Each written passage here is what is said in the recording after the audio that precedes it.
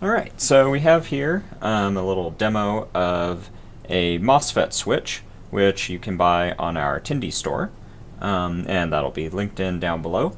So basically what we're trying to show here is just kind of how it's wired up and how you can control it with an Arduino, or in this case an Arduino compatible microcontroller board, and see what it's useful for. And so what it's really designed for is to switch really high loads. In this case we've got a headlight from a car, and that draws amps of current, and we're powering it from this battery, and all we have to switch it with is just the microcontroller's output pin, which can source just very little current. We can only put 20 milliamps out of this thing, and we need to switch 4 or 5 amps to power that light bulb.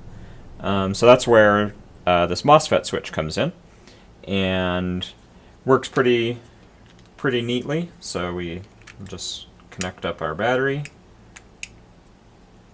and all we have on here is just a modified version of the blink program to just blink it on another pin, in addition to 13, which is blinking down here. And that's really all there is to it. So it just logic high turns on the switch, and then turns it off, and it just blinks this light bulb every second, and it's pretty stupidly bright.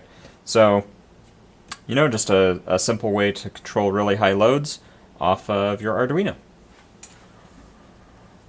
Brought us in a little closer, and so now I'll talk a little bit about how this is kind of wired up inside, and we'll show a schematic view as well. So from the battery or power supply, you connect ground and VCC, and this is the voltage at which you're going to drive the load. And so what happens inside this board is that VCC here basically is connected straight through to the terminal labeled POS, positive.